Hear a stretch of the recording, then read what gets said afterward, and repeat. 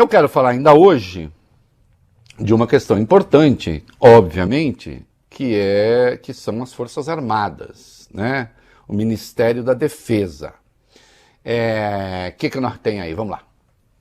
Vamos lá, sobre José Múcio Monteiro, né? Que a gente disse que será o futuro ministro da Defesa, tem longa carreira política, Reinaldo, já foi ministro no segundo mandato do petista, isso entre 2007 e 2009, foi ministro-chefe da Secretaria de Relações Institucionais. Informação, tem bom trânsito com os militares, entre os militares e também com os conservadores. Além disso, ocupou a presidência do Tribunal de Contas da União, foi ministro do TCU. Também foi vice-prefeito de Rio Formoso, uma cidade de Pernambuco, e deputado federal pelo estado, como disse, longa carreira política. Ele é engenheiro, José Múcio Monteiro, de formação pela Escola Politécnica do estado de Pernambuco. O Zé Múcio foi escolhido para segurança, para defesa, e aí há algumas críticas, inclusive de amigos meus muito bons, gente que eu respeito muito. Eu hoje disse que o Lula fez a coisa certa, evitando marola. Há pessoas muito boas que disseram, não, acho que o Lula acabou cedendo a uma pressão dos militares, porque na verdade os militares, o Múcio foi assim, houve toda uma sondagem, vocês topam o Múcio? Múcio sim, a gente topa, e não sei o quê, né? E eu disse, o Lula está evitando criar marola no momento que seria realmente inconveniente fazê-lo. O que foi que o Lula disse sobre as Forças Armadas, o que foi que o Zé Múcio disse, porque aí eu vou continuar a tratar desse assunto. Vai lá. Primeiro Lula, ele disse, as Forças Armadas não foram feitas para fazer política, não foi feita para ter candidato. Quem quiser ter candidato, se aposente e seja candidato, mas as pessoas da ativa das Forças Armadas têm uma missão nobre, que é cuidar da segurança de 215 milhões de brasileiros, de cuidar das nossas fronteiras e de cuidar, eu diria, da nossa soberania. Já José Múcio falou o seguinte, vamos conversar para que tudo seja tranquilo, como se fosse uma passagem de comando, uma mudança de guarda, tem que apaziguar, esse é o papel principal, a harmonia entre as forças. Os nomes estão sendo indicados ao presidente Lula da forma mais tradicional possível da história das Forças Armadas. Invenção de ninguém. Por quê? Porque o Lula escolheu os mais antigos para o comando. Que é uma coisa que poderia ser feita lá na frente. Mas o Batista Júnior, comandante da aeronáutica, bolsonarista, resolveu entregar o cargo, então talvez os três entreguem o cargo antes, que é uma coisa de gente mal criada, inclusive, mas aí, não estou falando do Batista Júnior, os outros dois não concordaram, mas talvez se faça essa troca antecipada. O Lula escolheu o mais antigo de cada força. Na Marinha é o segundo mais antigo, porque o mais antigo mesmo foi para o Estado-Maior das Forças Armadas, e portanto entrou o segundo mais antigo, mas tudo dentro da regra do jogo. Por quê? Se você não escolhe o mais antigo, e pode não escolher, o presidente é livre para escolher, né, entre os 4 estrelas, só que aí acontece o quê? Se tiver gente mais antiga, tem de ir para a reserva. E aí você tem de promover outros para compor o alto comando. Então o Lula escolheu, digamos assim, a menor mexida possível. E aí a gente tem os nomes dos que vão assumir as forças aí. Digam aí, vamos lá, quem assume o exército, etc. Vamos lá. Quem assume o comando do exército é o general Júlio César de Arruda. Ele é o atual chefe do Departamento de Engenharia e Construção. Aeronáutica agora. Quem vai assumir é o tenente brigadeiro do ar Marcelo Canites Damasceno. Hoje ele é o chefe do Estado-Maior da Força. E Marinha agora. Quem vai assumir é o almirante de esquadra Marcos Sampaio Olsen, atual comandante de operações navais. Vejam só, tudo conforme o esperado, né? Então, houve ali uma reação, né, positiva nas Forças Armadas, na linha, olha que bom, então é isso, né? Estamos todos aqui saudando o fato de que o presidente seguiu aquela que é uma regra da caserna e tudo mais. Qual é a crítica? É claro que as Forças Armadas, digamos, passaram por um processo de bolsonarização nesse tempo. Compreensível de algum modo, incompreensível de outra maneira. Vamos lá, compreensível porque o Bolsonaro deu benefícios de natureza corporativista na reforma da Previdência, claro que eles foram poupados, né? E os outros servidores não. Isso é evidente. Agora, quando se olha o trabalho que cada presidente da República fez em favor das Forças Armadas, a gente verifica, né, que o Lula foi o presidente que mais investiu efetivamente nas Forças Armadas. E, portanto, não haveria razão nenhuma, né, para haver reservas dos senhores militares.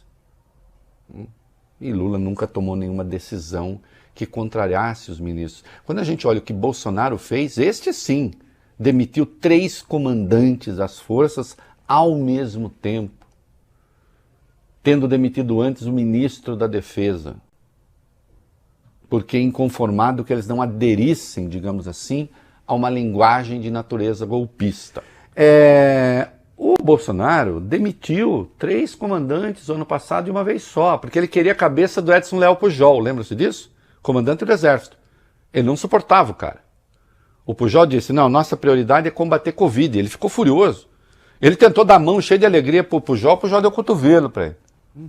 Sim. Lembra-se disso, né? Sim. E ele queria a cabeça do Pujol. Pediu a cabeça do Pujol pro Fernando Azevedo e Silva. O Fernando Azevedo e Silva falou, não dou. Ministro da Defesa. Ele demitiu o ministro da Defesa.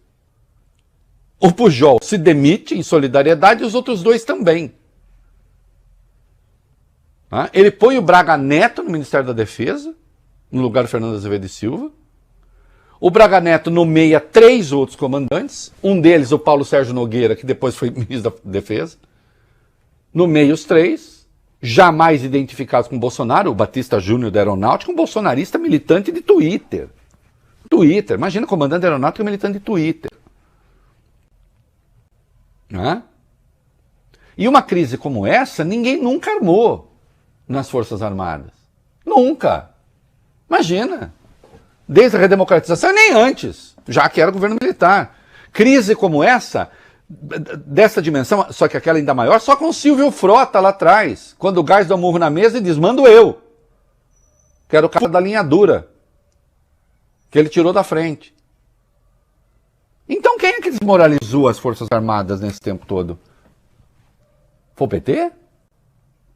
Sabe quantos generais o Bolsonaro demitiu meio com desonra? 9.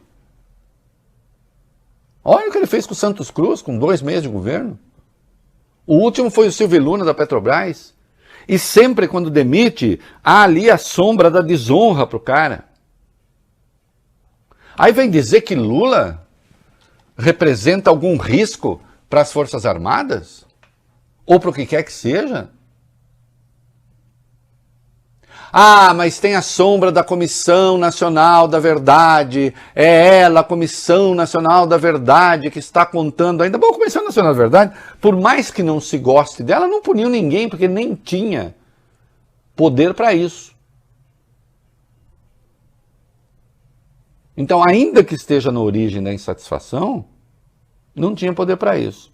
E aí volta, então, retomo a crítica de amigos meus muito bons, eu só acho que o Lula fez a coisa certa, que consiste no seguinte, o Múcio era um nome que contava, sim, com a simpatia das Forças Armadas e, de certo modo, o Lula escolheu não criar tensão. Só que eu acho que ele fez bem, eu acho que, por enquanto, o Lula tem feito a coisa certa. Receber a bola, que nem sempre chega tão redonda, né, para ficar na linguagem influente do dia, recebe a bola ali meio atrapalhada, o Valio Bene, e mata a bola. Arruma tudo. Em vez da bola ficar quicando, o Bob Furuia, Bola no chão. ela quica e você fala, ei, quica vai pra onde? Pode ir pra qualquer lugar. Pega na canela, né? Mata a bola e toca. Levanta a cabeça, né? Levanta a cabeça, olha.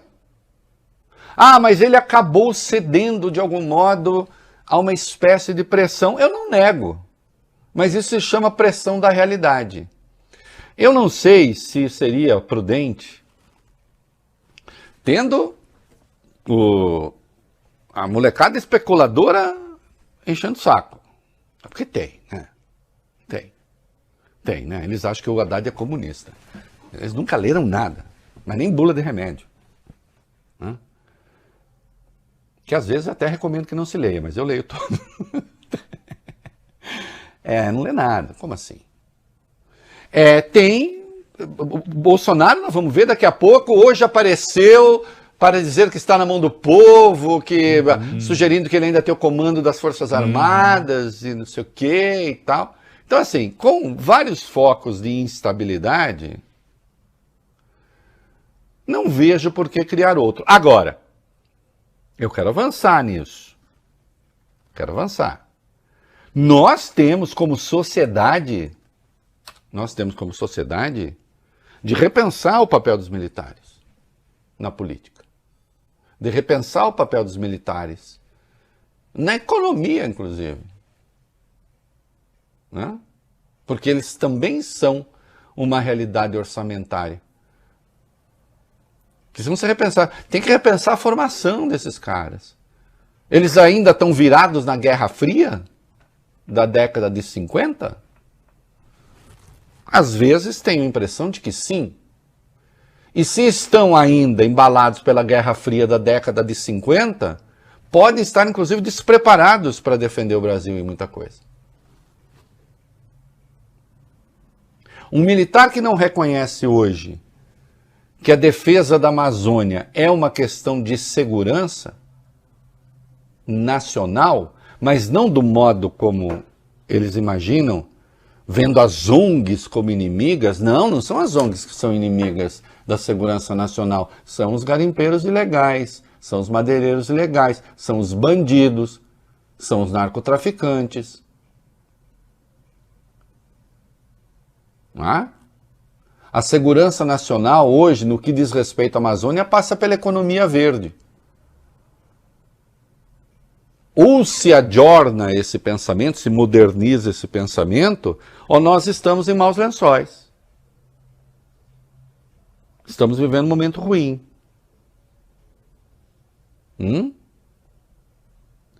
Então, sim, é preciso que a gente coloque esse debate. Agora, atenção. Eu hoje recorro a uma imagem do Marx, né, num dado momento lá no 18 Brumário, que ele fala de um determinado evento, que ele diz, caiu da árvore do conhecimento. Momento cultural. Não da árvore aleatória da vida, não, é da árvore do conhecimento. Da produção de conhecimento, daquilo que efetivamente fizemos. A sociedade brasileira votou em 2018. Votou mal, acho eu. Votou em 2022, não votou tão bem assim, especialmente com respeito ao Congresso.